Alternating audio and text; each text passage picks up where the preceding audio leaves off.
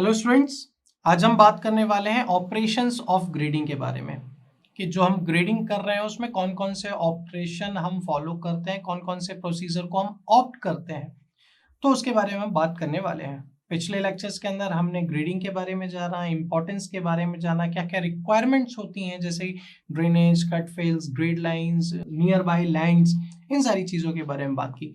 But आज हम बात करेंगे ग्रेडिंग के दौरान कौन कौन से ऑपरेशन हम कर रहे होते हैं। तो सबसे पहले एक हम प्रोपोज्ड रनवे को ड्रॉ करते हैं, एक बहुत सारी प्रोफाइल को सेलेक्ट करते हैं ना, एक प्रोपोज्ड रनवे के लिए बहुत सारी प्रोफाइल को सेलेक्ट करते हैं। उसके बाद एक मोस्ट इंपॉर्टेंट प्रोफाइल को सेलेक्ट किया जाता है जो कि एक सुटेबल ग्रेड होती है सिर्फ ट्रायल पर्पस के लिए।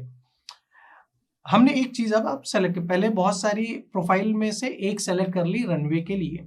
उसके बाद दूसरे रनवेज के लिए हम क्या करते हैं, दूसरे रनवेज के लिए क्या करते हैं, इंटरसेक्शन जो भी पॉइंट आता है उस इंटरसेक्शन के टाइम पे जो एलिवेशन होता है उस एलिवेशन को ही हम अदर ग्रेड लाइन कंसीडर कर लेते हैं। इंटरसेक्शन के टाइम पे ही उस ही इंटरसेक्शन के पॉइंट पे जो भी क्रॉस सेक्शन का एलिवेशन होता है या ग्रेड होता है उसको ही हम कंट्रोल पॉइंट मान लेते हैं और उसको कंट्रोल पॉइंट मानने के बाद अलग अलग ग्रेड लाइंस हम ड्रॉ करते हैं, अलग अलग ट्रायल अटेम्प्ट करते हैं और उसके बाद एक सेटिस्फैक्ट्री कॉम्बिनेशन बनाते हैं कि एक पर्टिकुलर पॉइंट से लेके दूसरे पॉइंट तक का क्या ग्रेड होना चाहिए जिसमें कि हमारा एक smooth flow of air flow हो सके with the help of runway, taxiway, apron, etc.